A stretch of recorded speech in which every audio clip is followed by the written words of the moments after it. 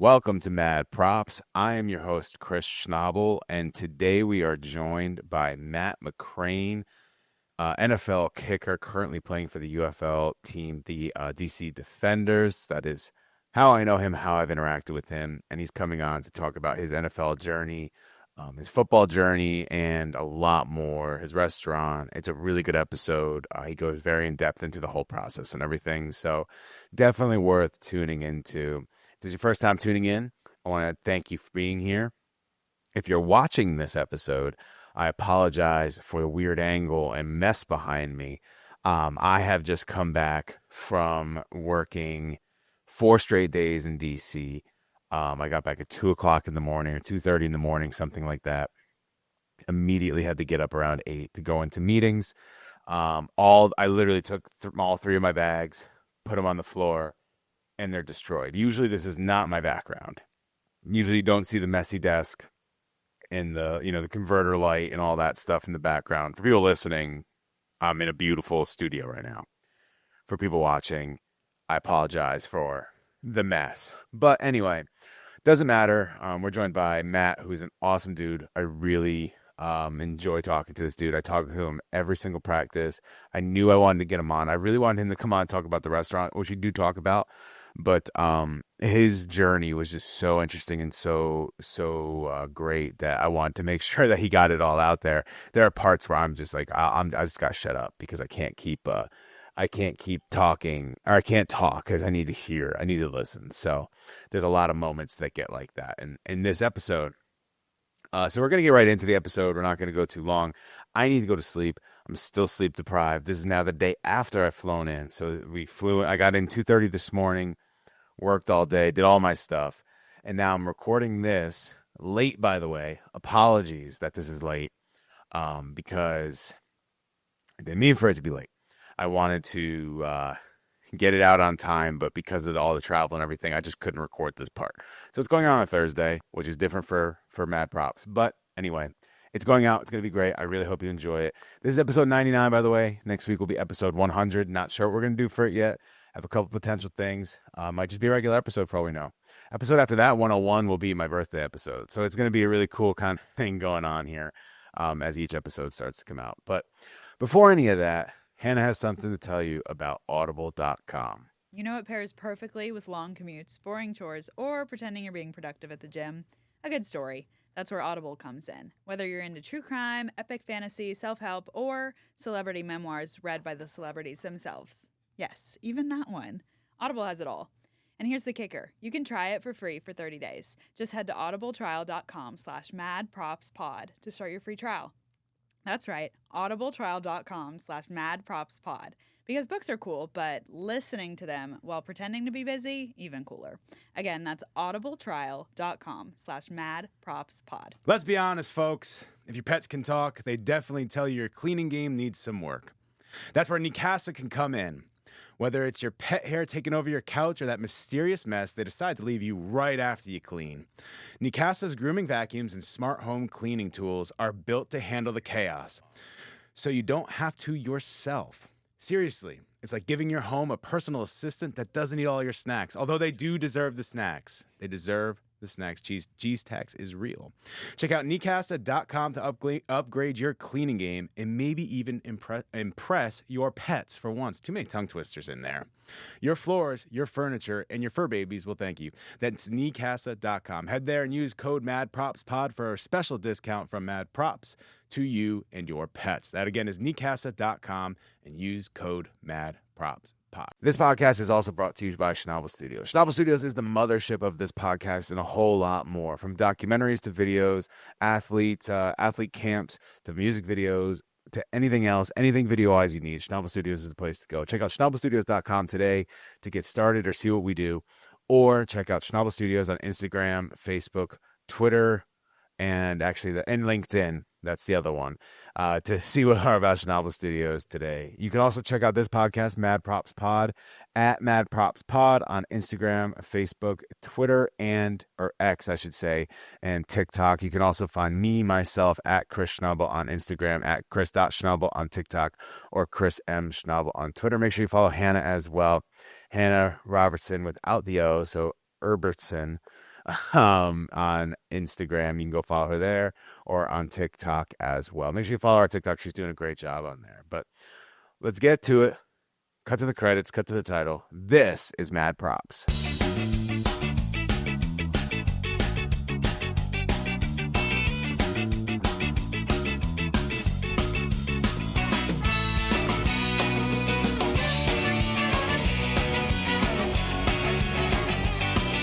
Matt McCrane here with me, sitting on, I wanted to say, as I start, you have an awesome name. Thank you. Matt McCrane. Appreciate that. Matt McCrane. It's like Troy McClure. You know Troy McClure from The Simpsons. It's like the fourth Troy McClure reference in the last 4 weeks Let's on this go. show. Yeah. No, I do. I think you have an awesome name. Family name, biblical name. My parents liked Matthew, and it's Matt or Matthew or. What do you like going by, Matt or Matthew? Because I know your social handle is Matthew. It is Matthew, yeah. So Matthew's my name. I really don't have a preference. Mm-hmm. Most guys that I hang out with in the locker room or whatever call me Matt McCrane, whatever. So Matt works. Yeah, Matt McCrane. I just go by the full thing because it's just such a great name. You have a great name, dude. Just like, all right. That's how we're going to start. That sounds good. How you doing today? Great. Thanks for being here. Absolutely. It's good to be on. He's a kicker. He is a restaurant owner. So let's get into a little bit, just start from the beginning, kicking. How'd you get into I always want to know how guys get into kicking. Yeah, well, I can tell you right now, if I was coming out as good as I was in high school now, there would have been no way that I would have gone Division I. I came out at a time when high school soccer players were starting to become kickers, and this was in 2012. Senior year of high school was 2013. But I graduated high school early, and so kind of got started that way. But, I was all growing up. I played quarterback. I played wide receiver, small town Texas, and was kind of playing all different positions. And even on varsity or junior varsity, I was playing quarterback, and then got brought up to play varsity when our starting kicker got hurt. And so I had a soccer background. I hadn't really kicked a football that much. And ended up that season had a 52-yard field goal, which now kids are doing in high school like it's nothing. I mean, 58-yarders is something kids are doing in high school. So I did that, and recruiting just exploded. That was my junior year. And, schools from all over the country were wanting to see my tape and wanting me to come out to their camps. And so then the following summer I ended up doing the camp circuit all over the state, all over the country, and just kind of took off from there. So. Do you think if you decided to focus on anything else, you would have gone as far in football, or do you think kicking? Really no, absolutely not. I mean, funny thing is, I'm 5'9", 170 pounds, and in high school I was probably 150 pounds. Mm-hmm. I was I guess when I was on junior varsity, I was playing quarterback at the time, and was doing some camps in the local Texas area near my hometown, and doing quarterback camps. And I remember going to one camp, FBU. It's still a big camp that they've got going on now, and worked with some quarterbacks there and quarterback coaches, and actually was rated like a Division III quarterback. So at that point in time, I was kind of like, okay, I would rather go to a bigger school and not pursue football as kind of my college profession. And so ended up focusing more on soccer. I played club soccer all growing up. And focused on that, and then kind of got the call to play varsity football as a kicker, and again, that's kind of where it took off. What'd you play in soccer? Were you midi? I was midfield, so I'm not very fast. Never have been fast, but played midfield. So I got to cover both sides, offense and defense. But I was conditioned, and so I was always in shape, but definitely skinny. Yeah. I could just tell by looking at you when you played soccer. I'm like, midfielder right there. Not a forward? You didn't think I was a forward? I didn't think you were a forward. Okay. Sorry. That's Sorry. That's offensive to you. But I looked that's at you, okay. I'm like, that's a midfielder I served right the there. forwards, yeah. That's right. You served the forwards. You play some defense. But you got to do everything. Yeah. You got to be really good at it. Absolutely. You got really good on the field to do everything. Yeah, I also played soccer, if you could believe that. Yeah. I was a goalie. Okay. I was defensive goalie until 10th grade, and then 11th grade we got football. Yeah. I just went over to football, and I played that instead. But I didn't really get to play much soccer in high school because I broke my leg in 8th grade playing baseball, which was my main sport. But I mean, it was always my love to play soccer, and I grew up going to MLS games and coming and watching FC Dallas up here, and that was what I wanted to do. But I was playing for two at the time when Olympic development was popular. I think it's kind of phased out now, but I was playing for the North Texas Olympic development team, and then I was playing for the West Texas Olympic development team. And so I would alternate weekends. One weekend, my parents would drive me to Dallas. The next weekend, I'd drive to Lubbock. And, Texas being so big, you're driving 3-4 hours to Lubbock and 3 hours or actually all the way up here, 3.5 hours to North Dallas. Yeah. And so it was exhausting, and I just got burnt out from playing soccer. And, it ended up working out. And, you do pretty well with kicking still, even though it's not soccer. It's pretty crazy. I'm definitely blessed and still playing professional. You've been all through the professional ranks. So, what are some of the teams you've played for? Well, I've been on 6 NFL teams. I think I've worked out for nearly half the league, if not more than half the league. I came out undrafted out of college to Arizona. So I went to Arizona, went all through training camp. That was the only training camp I've been a part of in 7 years. So I was with Arizona at the beginning. Had a great training camp. Had a couple 50-yarders in preseason. Ended up getting released at the end of the preseason. They had Phil Dawson, I think one of the best, if not the best kicker. That's come through the National Football League. And so they kept him. They released me, and then I got picked up by Oakland later on in the year. I was there 5 weeks, and then I had missed a kick in Los Angeles. I had missed a 58-yarder. Then the following week, we ended up going to London. Played in London against the Seahawks. I was with two K-Staters. Jordy Nelson was on my team. Yeah. And then I was playing against Tyler Lockett, so that was really cool. And then I missed a 44, made like a 42-yarder in London, and the bye week was the next week. So I go into Oakland. I go into the strength and conditioning. I go to get my workout in on an off day, and I see they're working out Daniel Carlson on the field. He had just gotten released from Minnesota. And so I figured, my days were numbered. So they did release me. I made it through the bye week, so I got a free bye week check, which was nice of them. Nice. But Daniel took my spot, and he's been there ever since. Yeah. And so then I guess going all the way, I went back to Arizona a few times in between then. And week 17, Pittsburgh called. I went up and played a game with Pittsburgh in week 17, which was really cool. I had 3 field goals, I think. Had 3 field goals. One was technically, I guess, a game winner with about a minute left. Nice. So, yeah, that was the first year into the NFL, which was rough. I mean, I'd been cut probably 4 times. That's like 4 times there with 3 teams. Cut 4 times. So I was familiar with the Reaper, they call it, the scouting assistant that comes down and, basically tells you to pack your locker. So that was my introduction to the National Football League. I'd come from Kansas State to where, I'd set some records and did some good things, and I had patient coaches. If I missed one, they knew that I'd bounce back and make the next 9. But in the NFL, you don't get that chance. And no. So, they were quick to cut me, but teams were also quick to sign me. I was kind of like a fill-in guy. I mean, the teams that I was on, Mike Nugent got hurt in Oakland. Chris Boswell got hurt in Pittsburgh. The following year, trying to think of the order, went back to Arizona multiple times with Matt Prater and Phil Dawson. Zane Gonzalez filled in for him when he was injured. And then, during COVID, it would have been Jake Elliott. I was behind Jake Elliott during COVID. I was behind Cody Parkey in Cleveland. Yeah. And so I've always kind of been that outside looking in, one spot.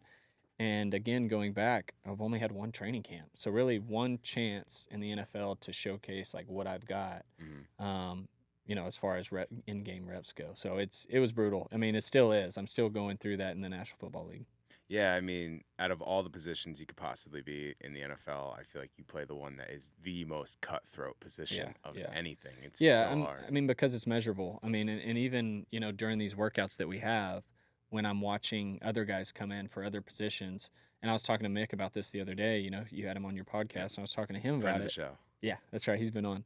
And so I was talking to him about that, and I'm like, you guys come in for a workout, and it is still a workout, but they more than likely know they're going to sign you. So they're flying you in, you do a couple drills, catch a couple balls, run, and it's still a hard workout, don't get me wrong, but when you're kicking, you're usually working out against 3 or 4, maybe 5 other guys. I had a workout with New England, and it was like 8 other kickers. And if you don't go 9 for 10 or 14 of 15, they're not going to sign you. And so you have to win that workout. And, fortunately in a few workouts that I've had, I have won the workout, but yeah, kicking is just so measurable and it's so obvious, when you miss it or make it, and other positions don't have that. Yeah, no, I mean, you can look at different teams in the NFL, like the Bears go through a kicker almost every 2 kickers a year or something like that, and you just miss one. You can make 50, you miss one. It's like, up, on to the next one. Yeah, that's it for this. And there's a few teams in the NFL that do that, and, I think it's condition. Is the guy, the wind conditions in the stadium, is he a good fit for an outdoor kicker and playing in the AFC North, or is he an indoor kicker? And so I think that's where I've seen, at least me doing this for as long as I have, is when you get called to that team, it better be a good fit for you. Because if not, that opportunity that you have, if you're used to kicking in the South when it's 100 degrees in the summer and in the fall, well, when you go up to New England and it's -8 and snowing, like, it's a big difference. And so guys have a hard time adjusting to that. So how do you keep yourself ready for anything like that? Because they can call you at any moment. Yeah, right? and that's exactly what happens. I mean, I was on the 18th green back home in Texas when the GM called me from Pittsburgh. It was like a Thursday, and he said, "Hey, Matt, are you in shape?" I mean, they play Sunday against Cincinnati, and you're talking a multi-million-dollar franchise, billion-dollar franchise, where it's like they're relying on a 5'9", 165-pound guy. Are you in shape to kick on Sunday? So I learned that early on, I guess, during my rookie year, that they can call it anytime, and you better be ready. Yeah, and you stay ready. You're with the UFL now with the Defenders. That's how I know you. We work together. Yeah, I mean, this is a bunch of Defenders now. This is a Defender podcast at this point, but you're still out there getting work in. How do you showcase yourself with this? I mean, obviously you can showcase yourself on the field, but how do you feel like you're showcasing yourself to other teams? Like, do you cut tape from this and send it out? Do you hope that they just see you? Yeah, a little bit of both. I know the phrase "league of opportunity" is overused, but for me, it's really not. I mean, I've played this is my third year, played in the XFL, played in the UFL last year. And then, so this is like 3 or 4 years doing these, semi-pro professional teams. And every year, I guess my rule of thumb has been, as long as I get an NFL opportunity the following year, I'm going to keep doing it. And so far, that rule has remained true. Last year, I was with Detroit. I had a good season with DC last year, so I spent 4 weeks on practice squad with Detroit. Got insurance for the family and the kiddo, and paid some bills. So here I am doing it again. What is, like, I mean, obviously we don't have to talk actual. What is the difference with practice squad as a kicker? I know Mick was saying, like, it's obviously not guaranteed and stuff like that. Like, what is it comparable with not only making a team, but even playing in the league of the UFL? Yeah, I mean, I would say, even though the last 7 years I've been doing this, I made a mistake this last year with Detroit. Normally, I mean, if I showed you my Marriott Bomboy points and night stay, you would, crazy. Like, people would, I mean, I basically am in a hotel 150, 180 nights out of the year, staying in hotels.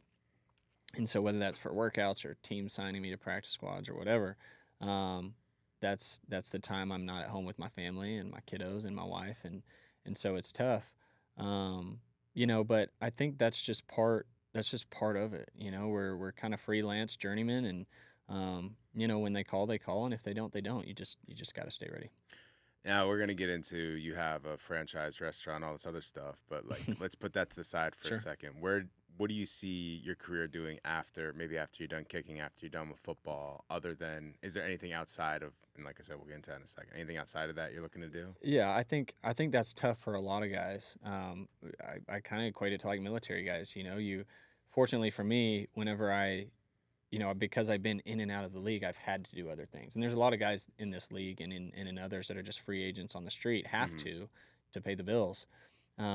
Because it is funny, if you look at, like Spot Track, and you look at, okay, Matt's career earnings or what he signed and his signings. I mean, I've probably signed like $5-6 million contracts per se each year. You're signing a 3-year deal and it's league minimum deal. Well, you don't get any of that. You don't get anything unless you have a signing bonus. None of it's, like Mick said, it's not guaranteed. Nothing's guaranteed. No. Yeah. And so I think the people that are at home, like, see, okay, Matt signed a 3-year deal with the Cardinals undrafted. At the time, it was like $480,000 league minimum. Now it's like $780 or something for second-year guys. And so, yeah, sure, I signed, $1.4 million, $1.3 million deal, but I didn't get any of that. Yeah. And so You get as much as you're there. you get as Like, much that's as, it. yeah, you get as much as you're there, and it's week to week. And, some guys have solidified positions, and you see, the TV contracts that people are getting, and yeah, it's all great playing in the National Football League, but for 90% of the league, it's not that way. So you do have another venture outside of this. You have a taco shop that's connected to a shopping center. Talk a little bit about that. Yeah, so I was with the Browns in 2020 during COVID. Ended up getting released from the Browns in the spring of 2021, and we were trying to figure out where we were going to live or what we were going to do. We lived in Fort Worth at the time, my wife and I, during COVID, and it kind of brought us all back to my hometown. My sister was working for a company out of Fort Worth too, and so we all moved back to our small town in Central Texas where I was born and raised, and wanted to invest in, kind of the post-COVID era of revitalization. And that's what we've done in the downtown district since 2021, is really just been buying up historical properties and some others just to try to help our downtown grow. There were a lot of people before us that pioneered the way into that. We just kind of piggybacked off that. And yeah, we've done restaurant, some other commercial real estate. We leased to some restaurants. Retail, and so we do a lot of stuff in the downtown district aside from what we own. What made you want to even get into stuff like real estate? It's just such a tough business. Obviously, you have the NFL. We're talking about how it's not a ton of money, but you have that money you get to invest. Why we're like, I should invest in real estate. I would say that started with my dad completely. When I was a kid, Dad was he's a physical therapist by trade, and so he spent a lot of time at the hospital and away from home. And this was early on. I mean, when I was really young, and so he kind of instilled that, I guess, investment side, business side into me, and hard work and work ethic on the investments in real estate. And so I did that with him early on. I'd be like 8 years old, and Dad would be like, "Hey, we got to go to a rental property and fix a roof leak," So I'd be up on top of the roof and pouring down rain, fixing a roof with Dad. And so that got me interested, in high school, and then once I got to college, more on the residential real estate side. And growing up, I saw a lot of the headaches that Dad had on the residential side of, just anything. Dealing with a clogged toilet, or dealing with, a plumbing leak, or, anything basically involved with tenants, which is really tough from an ownership side. And I was like, I do not want to go that direction. I would rather do commercial and rent to businesses and do that. So I kind of in college, I did a little bit. I did one flip property, did another rental property that Dad had helped me with early on. And so he kind of jump started my business ventures in college, and then that just kind of exploded onto where I'm at now. And so it's kind of taken off more on the commercial side as opposed to residential. How much time in the day are you focusing on? Obviously you have football still. You're still playing, and you're still focused on that and trying to make it back to the NFL. Is there a lot of time you're focusing on this stuff as well? Now with restaurant, we're 3 years into the restaurant. It's all day. It is all day. And I've got one general manager and assistant manager back at Fuzzy's, and so they're handling everything there. But we still get one-off caterings. We do probably 4 or 5 caterings a week at the restaurant on top of normal business. And so I'm staying in contact there. It can be equipment breaking down. It can, it's endless, and it's always work with the restaurant.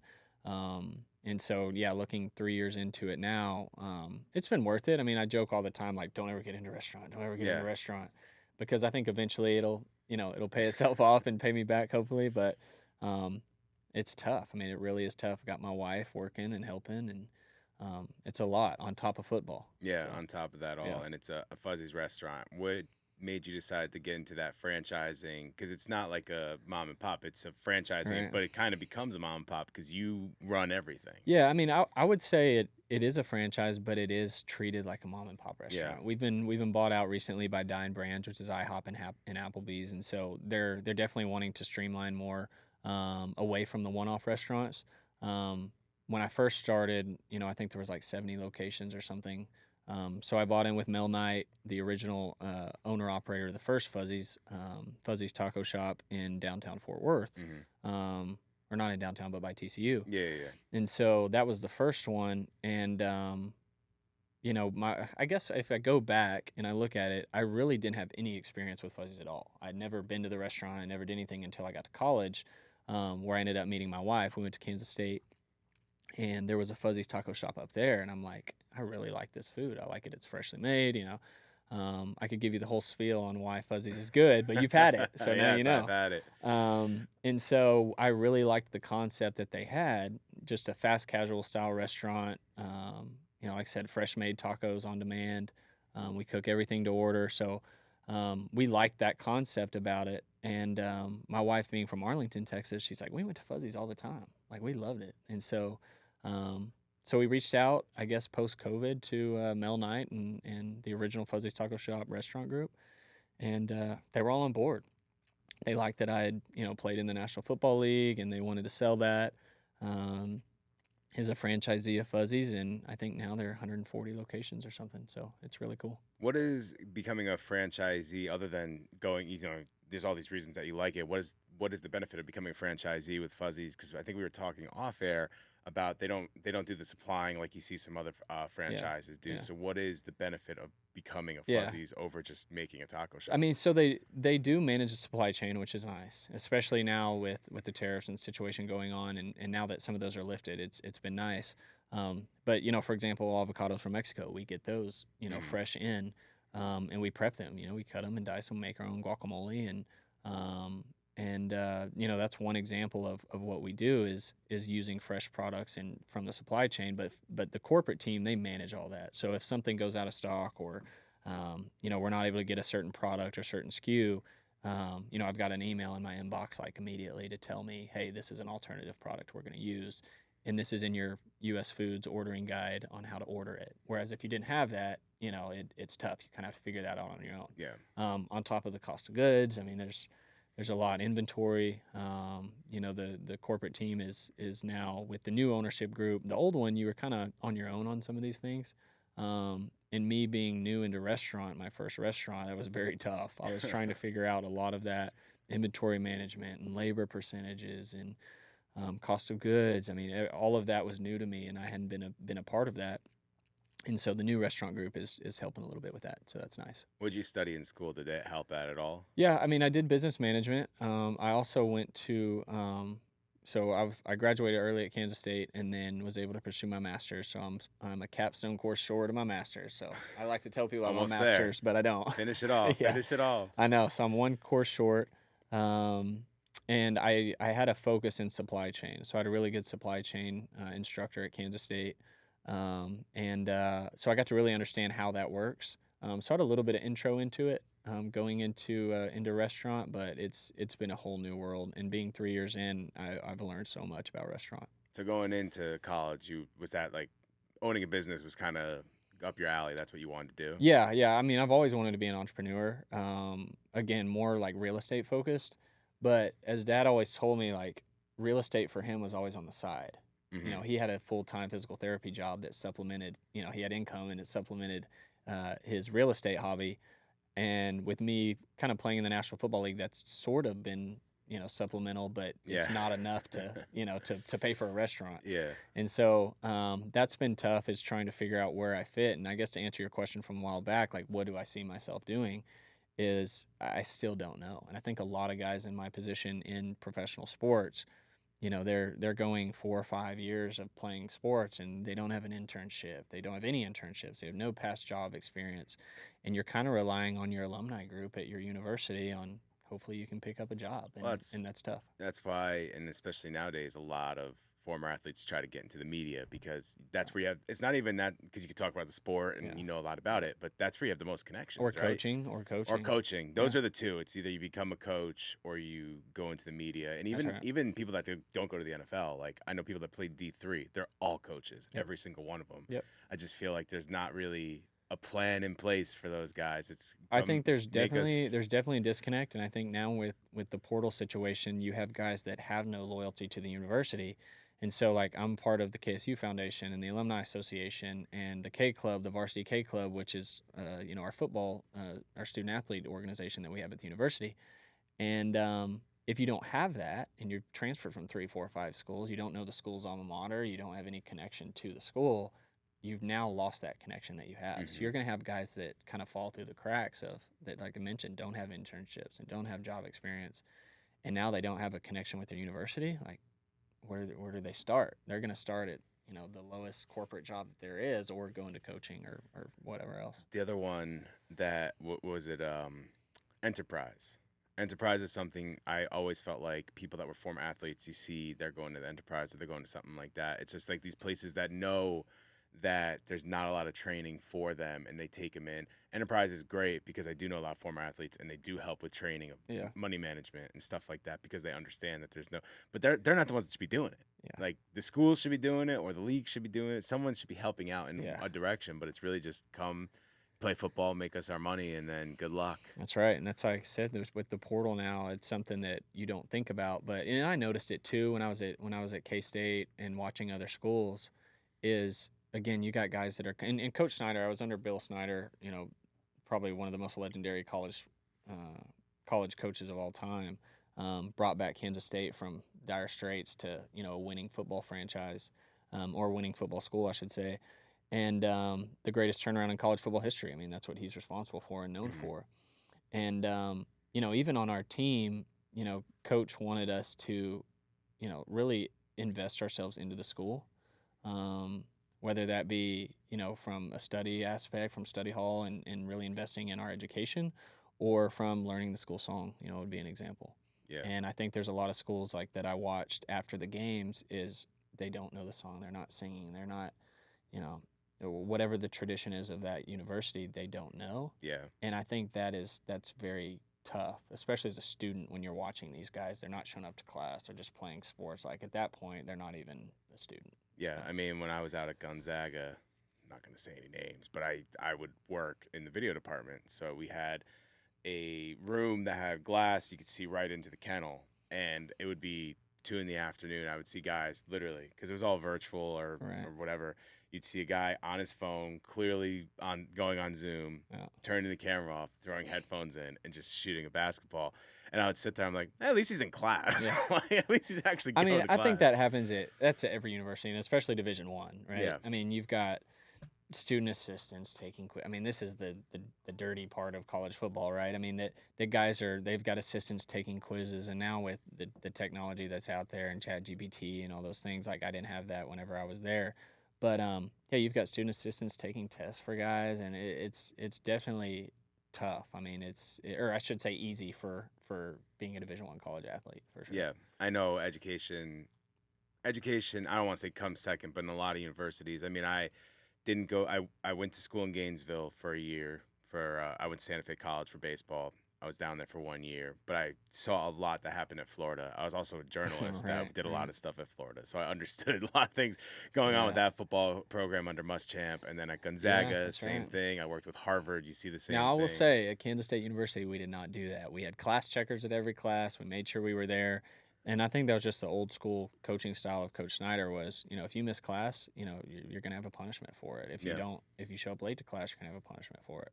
If you don't turn in an assignment, I'm going to talk to your teachers and email them. Like, I don't think there's hardly any college football coaches that are doing that today. Yeah, especially if you're going to the University of Florida. Like, there's a big difference between the SEC school and, the moneymaker of the school is the football program. Yeah. They need those guys to be on the field. So if, someone has a C-, they need to be bumped up to a C to play, they'll figure out a way to get that bumped up and stuff. Yeah. I do want to take back, when I worked at Harvard, no one did that. No one cared about the athletic programs. Mm-hmm. Football obviously still makes money, but class was important. Yeah, I remember getting recruited by Princeton early on. I went up to a camp up there, and there's the tier system for student athletes. Like if you're this tier, you have to have this SAT, ACT score. If you're this tier, that tier. And for the kickers, of course, we were like the lowest tier, and so we had to have an extremely high ACT, SAT score in order to get in. But if you're a quarterback, running back, some of the top ones, like you can score this on your SAT, SAT, and you're in. Yeah. And so theirs is lower than most of those Ivy League schools as well. That's why they're so much better at every sport. Yep, exactly. So you've got guys in that higher tier that are getting admitted to those Ivy League schools, and are they past? Some of them are, maybe, but I think it's something to think about. I went to school in New Haven after I transferred out of Gainesville, so I've met people at Yale and stuff like that. I've seen people at Harvard. I think that they're going to school and they're passing their stuff. I'll tell you that right now. Yeah. Maybe more than Princeton. I do know when I would work at when I was at these Ivy League schools, Princeton was the one. That was the one people are like, that's the one where you don't have to have as good of grades as to get into Harvard, to get into Yale, to get into Cornell, stuff like that. This is the one where they actually want you to be good at sports. That's why Princeton's making the tournament. That's why Princeton's like looked at as the better sport in literally all of it. They're better at basketball. They're better at football. They always win the Ivy League and all that stuff because of that kind of stuff. But it's still Princeton at the end of the day. Yeah, so. their facilities are pretty nice too. Yeah, so, yeah. That's right outside Philly, right? Princeton. Yeah. No. New Jersey, right? Princeton, New Jersey. Yeah, New Jersey, right outside Philly. I think it is. I don't remember any of this stuff. I just know it's up there somewhere. Yeah, it's been a while. Also, I've never been there. Also. Yeah, it's been a while for me, I guess. I didn't even have a chance at Princeton. Not even a close chance at Princeton. I was at the University of New Haven, and they don't require any type of scores or anything like that. I was not a good student growing up, mostly because my high school was super ghetto, and I don't say that as a joke. It really was. Yeah. I had a high school where a lot of the kids were bad kids from New York City that moved up to more upstate New York. Right. And that's where they went to school. So when I was in school, it was like people just didn't care. So you kind of latch onto that mentality yourself. Sure. So I didn't really care. Like I was like, what do I care about this? What do I care about that?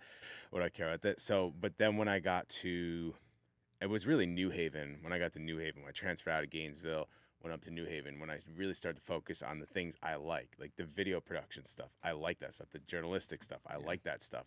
So I actually put my all into it. I had straight A's when it came to all of my media classes, things like that. But when it came to math or science, I just did not care. I had C's or just dropouts. I failed. I was so bad at math, basic math. I failed math once in high school and 3 times in college. But it's because I didn't care about it whatsoever. I didn't care to learn. Right. Did not care I mean, to I learn. can say in high school I was a really good student. I didn't make. They had bumped up the top 8% to the top 8% to get into the Texas public schools. So like University of Texas and TCU was private, SMU, but some of those, Texas Tech's another one. But Texas Tech was a little bit more lax. Texas was top 8%. Tech admitted almost everybody that applied from my high school. But no, I was a good student in high school. College, I definitely got into kind of that Division I mindset of like, I'm here to play football and not go to school. Yeah. And quickly learned that wasn't the case at K-State. But I can thank my wife for helping me out a little bit on some of the assignments. She was a trooper, and getting in late for games and having assignments due. Sunday, she helped me out. So how many schools were you looking at when you originally were going? I mean, so I had a few Division II offers, and I had an offer from the Air Force Academy. Actually, was really close to going to the Air Force Academy, and went to a camp at Kansas State. Again, going back to it that summer, was going through a camp circuit. I mean, I went to Louisiana Tech, A&M, UTSA. I mean, every school that you could possibly think of in the South, I went to. And went up to Kansas State. Coach Snyder invited me to come up there to their camp, and I had just a horrible workout. I was gassed and tired from the camp circuit, and just had a horrible camp. And Coach said that he liked my mechanics and saw that there was potential there, and they offered me a scholarship, and that's how I ended up there. So I had 1 scholarship offer to Division I other than the Air Force Academy. So really 2, went there and enjoyed my time there and got to play Division I as a kid from Central Texas. So, I mean, and you were saying Princeton was looking at you, but they don't offer scholarships. But they were interested in you as well. They brought you up for camp and stuff like that. Yeah, absolutely. I just they gave me, I don't remember what it was, but they gave me a certain threshold, like, hey, you have to get your SAT up to this point. And I remember getting close to it, and I was looking at different football programs, but I really wanted to play in the Big 12. Yeah. And that's kind of what I grew up in. My dad played tennis at Tarleton, and then played at Texas and went to school there, and ended up going to UTMB Galveston. And so I grew up around the University of Texas system. Went to every national championship game that Texas played in, and went to every bowl game. I mean, I was a diehard Texas Longhorn fan growing up. And when I went to Kansas State, it was fun beating them. So I think we beat them like 3 out of the 5 years. So. Were you trying really hard to get on to get noticed by Texas? Trying to walk on. Yeah. Yeah, I wanted to walk on. Again, going back to that, I was just outside the top 8% in my high school, and so I didn't get automatically admitted into Texas. And so, I think had I got admitted, I'd have been able to walk on, but they couldn't push my application through. I was gonna say, so if you're trying to walk on, do you just call the coach, say, "Hey, I really want to try to do a tryout here," and then you have to get admitted to get in? Sometimes they can push your application through, so Okay. they can just look at it and say, "Okay, you might not be top 8%, but we want you to walk on. We're just going to tell the admissions to admit you." And at the time, Texas did not care much about their special teams unit, and whereas K-State, I think Sean Snyder was special teams coordinator of the year like 2 or 3 years out of the years I was there. If I named off all the guys, you'd know them because they're still playing in the National Football League that I was on special teams units with. And so Texas didn't really do that. But again, it ended up working out. I mean, I went and got to go to DKR in Austin and play against Texas and beat them a few times and beat my high school teammate, Jackson Shipley. Played with him and in high school and got to beat those guys. So that was fun. So we're talking about what you're doing after. Talking about you're going to do your restaurant and stuff like that. Yeah. But we're talking about how guys go into media, go into coaching. Has any of that ever been something you've been interested in? I go back and forth. I mean, my future brother-in-law, you've probably seen the post. He's the coach for the head coach for the Brahmas now, Peyton Party. And I think, like, I've seen what he's been able to do, and it's really cool from the coaching side, but it's a lot of hours. It's a lot of hours. And I've seen that not just from him, but, I mean, he puts in a lot of time. But from college even to high school. And it's just, I've always been like I've been around my family. My dad was around my family growing up all the time. If I had a soccer game or recital that I was in or whatever, I mean, Dad was there. And so that's kind of what I want. So I'm not ruling it out, but it's definitely not something I've pursued. Because kicking, I mean, you obviously could go into coaching football overall, and you said you played almost all the positions when you were younger, but kicking coaches is more of an individualized thing, right? It's not really someone hires a kicking coach. It's more the kicker hires the kicking coach. Yeah, again, I think the portal is changing this dynamic especially with specialists. There's a camp circuit now, even for high school guys going into college, where you're getting ranked and you're getting scored, and I mean you're getting video done on you. But now with the portal, it's almost treated like the National Football League. I mean, they can pick and choose guys that they want out of the portal. I really think the seniors in high school are going to have a hard time going Division I at the specialist positions, kicker, punter, long snapper. You might see a handful of guys go Division I, but from the feedback that I'm hearing from these Division I schools, in talking to coaches that are there, they can get somebody that has experience, that's proven, and they can get them out of the portal, and they're going to have, and they're also limited on roster space now. They're just going to take a junior, or a sophomore that's proven from a Division II or Division III or a smaller Division I, and that's their guy. They're going to find some dude in D2 bombing 60-yard field Unfortunately, goals. Exactly. Unfortunately, I think the Division I dream of these high school guys, especially for specialists, is almost dead. I mean, it's tough unless you are just the top kicker in the country, and you have the tape to prove it. It's going to be hard to do what I did. What would you recommend for those people that are trying to have that dream? I think I would just do one-on-one coaching and develop, from a technicality side and strength and conditioning, just like I do as a free agent. I'm not having to go. I do a couple combines, here and there, just to get practice on kicking with other guys and competing. But I really focus on. I go out to Nick Novak, John Carney. I've trained with Jamie Cole, Chris Shaw here locally. I mean, I train with a lot of guys. But it's really more of a one-on-one because I want them to see me. It's like having a swing coach on the PGA Tour, when you're trying to fix a little bit of part of your swing or your hips or your mechanic. I mean, the golf swing and kicking a football is very similar, and so that's why I equate it or talk about golf a lot, and that's why I like playing golf. But having that swing coach like they do, on like I mentioned, on the PGA Tour or even in professional kicking, I think that's the route that high school guys are going to have to go, instead of this combine, because at the end of the day, you're going to go and spend a lot of money at these combines, and it's going to be tough even to get into Division I. So you're somebody that has been on a lot of teams, been cut here and there. How do you keep yourself mentally here and there? sharp? I've been cut a few times. Here and there. Yeah. How do you keep yourself mentally sharp going into the next? Because, I mean, kicking is very much a mental game. I really think it's just like baseball in that way. Yeah. I mean, unfortunately, and if I talk to my wife, like, and you know from talking to me, my personality is just like this. Like if I make a big kick, I don't get it high. If I miss a kick, I don't get low. And I've ridden that roller coaster, that emotional roller coaster, over the last, recently I've learned to train myself to not do that. But it was early on when you're getting cut and you're fired literally by, John Gruden was telling me after I had the game winning kick, I think it was like week 5 or something with Oakland. I go into his office and he's like, "Man, Matt, you're gonna be my kicker for a long time," And I was like, "This is really cool. This is John Gruden," And now seeing him with Barstool and what he's exploding with is really cool. But I remember him saying that to me, and it actually wasn't in his office. It was after the game. I had the game winner against the Cleveland Browns. It was my first NFL game, and had the game-winning kick in overtime. And I go into the locker room, and it was probably emotional. He said it, but it was right there. He just like grabs me around the neck, and he's like, "Matt, you're gonna be my kicker for a long time." And I was like, "This is really cool to hear." And then I think like a few weeks later they cut me. So he didn't stick around with them much longer either. So. No, he didn't. But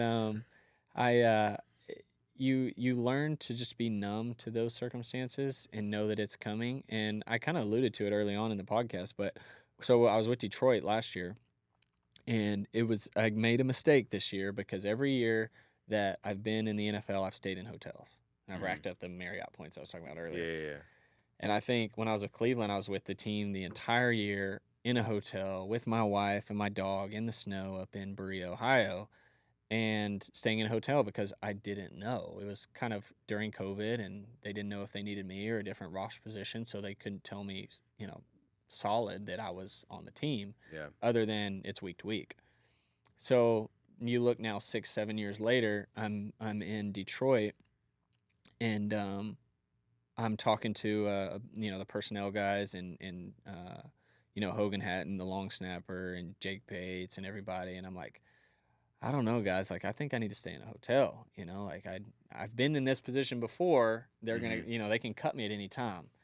And they're like, Matt, I don't know, man. I think like we always have a practice squad guy. Like you'll be here with us for a while, and ride it out. And I just remember kind of like, okay, I think maybe I need to do this. Maybe I need to invest and really lock in this opportunity with this team and do that. So I went out, shipped my truck up. I think I paid like $1,500, ship my truck from Texas up. Normally I don't do that. Normally I get a rental car. Yeah. So I paid like $1,500 to ship my truck up. I got an Airbnb that was close to the facility. It was $3,000 a month, $3,000 down payment. And so the team gave me 2 weeks in a hotel, which is really cool because you stay at a nice hotel, food, everything. So I was in the team hotel for 2 weeks. The day after, I check out and I go to Target and I go get linens and towels because Airbnb, it was just stripped. It didn't have anything. So I'm buying groceries, getting everything. And no kidding, I stayed one night in that Airbnb. The next day I come out, and I've had my truck for I think 3 or 4 days because they shipped it and it got there. And it must have been 3 weeks because I was with Detroit for 4. So I got the 4th check. So it must have been 3 weeks I was there. So I check out of the hotel and I go to the Airbnb, stay the night. Like I said, go to Target, get all the things that you need to live. Spruce it up a little to bit. live, Yeah, right? I'm like cleaning up this Airbnb. And I show up to team meeting the next day, and I go in, and it's Dallas week. It's Cowboys week, which I'm also really excited about because I'm from Texas. Yeah. And I walk out of the team meeting room, and there's the Reaper, call it, and one of the scouting assistants. He said, "Hey, Matt, GM wants to talk to you." And I'm like, "Are you kidding me?" Like, I know what this means. I've had this happen many times. I was like, I'm getting cut. And so I looked over at Hogan, and then I'm like, I knew it. I knew it was coming. And so what ended up happening was, if you followed a long Detroit season, I mean, they were a Super Bowl contender by far. Yeah. Probably would have won the Super Bowl without injuries had they and not stuff like lost that. their entire defense on injuries. So that's what happened. They had guys get injured, and the circumstance changed, and I was the backup kicker, and they needed the roster spot. So I don't blame them at all for releasing me or what they had to do, because at the end of the day, they had to do what was best for the organization, and they didn't need a second kicker. And so I went up, talked to GM, and said, Matt, thank you for coming in, and we'll call you if the spot opens up later in the year. So I go, and long-winded story, but this is just, it's crazy life that we live as free agents. And I go and contact the person with the Airbnb and tell them I need to cancel and hope I get my deposit back. And sure enough, she was nice enough and gave me my deposit back, but the first month. So I lost $3,000 there and lost, $3,000 in my truck shipping it both ways. Mhm. So I kept my truck there the whole season because I was thinking they might call me back, and they had said that if something opened up, they would. So my truck stayed parked up in Detroit, in Dearborn, Michigan, and stayed up there, got snowed in, and then they shipped it back. And then they shipped it back right after So- that. At least she was like, "Hey, you've been through enough. We can cancel this. You get your deposit Yeah, back. you get your deposit back Yeah. a little bit." So yeah, that was a big financial mistake that I made, and I knew better. I knew better because when you check out of a hotel, you're done, right? You can Mhm. walk away, but that didn't happen with Airbnb. So that was my most recent NFL experience, was losing about $6,000. So how do you move on, like, to the next thing with all that? Like, that's like, it's very traumatic. That whole Extremely. situation is super traumatic. So how do Extremely. you deal with that after all that happens with each stop? Yeah, I mean, again, that's why I was telling guys, it's like coming back from war, basically. You come back and for me, luckily I had the restaurant and I've got things to do and a job, but some guys get cut and now they're sitting back at home, on the couch, and am I cut? Is this it for me? Do I go back to training? Do I have to, put my nose in the dirt and get back to work? And for me, that's what it's always been. When I get cut, I get back home and it's back to work because I know that call's going to come. Mhm. And so far it has. So I've been very lucky. Yeah, I mean, there are people that they get cut and they either don't know what to do. A lot of them go, like, you see them go back to the high schools, like they start coaching their high schools or Yeah. something like that, because again, this goes all the way back to the beginning of this. There's just no plan in place. It's just like, oh, I made it, I'm here. Yeah. But when you're young, that's what you think. Yep. When Yep. I was young and I got a job with the Boston Red Sox, I was like, this is my foot in the door. Like, here we Yeah. go, let's do it. Yeah. A couple of years go by, they're ready to move on. And it's just like, now what do I do? I had absolutely no idea. That's Yeah. why I ended up going back to school and getting my master's, because I was in a spot where I'm like, I don't know. I've what got the to, hell I'm yeah, gonna do. I've got to have a plan for this. So And I was actually going into coaching. Yeah. I was going into coaching baseball. I went from video to baseball because I didn't know what to do. I was like, I'm not getting moved up, not getting the jobs I want, not Yeah. getting what I need, but I am getting opportunities to do this. I was coaching varsity baseball at a private school. Like, I was just getting, to make it, yeah. I went to get my master's. I actually went because I was going to get back into coaching, and I was going to do a GA ship with the baseball team Okay. out there. Yeah. But then COVID hit, and they cut all the GAs, well, except for basketball, obviously. They're not going to cut the Gonzaga basketball GAs. Right. They cut them all. Yep. So I wasn't able to get a GA ship. I go up there. I still did like a part-time thing, completely virtual. I wasn't allowed on the field. Only 10 people were allowed on the field at a time. So the head coach and 9 players, and that was it. Wow. So I started doing like a GA ship where I was getting the stats brought into me, and I had to go like deep analytical stats, like how many pitches do people see before they get a hit? How many at bats are they going between home runs? How many at bats are they going between hits? How many pitches are they going between, base hit, double, triple, all these weird analytical stuff. Right. And I'm sitting there, I'm like, this isn't what I was thinking. This is what I was thinking. What I was thinking is I was going to be actually helping guys fix their swings, get out of slump. Yeah, and that's hard 'cause Coaching, that's what you wanted to do, actually yeah. coaching. But then I got a call from the guy that runs the video stuff, and he saw my background. He's like, do you want to get paid while you're here, basically? And I'm like, yes. And I got back into that, and then now here I am sitting with Yeah, you doing yeah. this, because that's how it all happens. Yeah, well, that's cool. I mean, things happen for a reason, and I think, Coach mentioned all the time is like, there is, at the end of the day, it is meant for good, and I think whatever that is whether I'm, all things work together for good. Is it, is it to be an NFL kicker? Maybe. I like to think, like watching on Sundays, that I know if I was in the right position, if I was able to compete and win the job, and I was given a true opportunity, which I was given the opportunity in Oakland, don't get me wrong. And in the NFL, you might only get that one opportunity, and that's it. But since then, I think I've proven that I've been capable to play in the National Football League. But, I think the biggest thing that I've learned, and I even take this to my restaurant, I just told my staff this the other day, and I learned this from Coach Snyder, is you hear like burn the boats, and which is kind of another phrase that some coaches use. But what Coach Snyder had when we walked on the field, there was a big, stainless steel like grate, and on it said cross the line. And so what he had told us was, whatever you're thinking about, whatever's going on, the issues that you're having at home, when you cross that line, it is time to focus on the job that you have. And that's kind of been my mentality going forward. And like I said, I mentioned it to my staff. I was like, listen, when you go into that back door, you come into work, whatever distraction you have is going to affect your performance.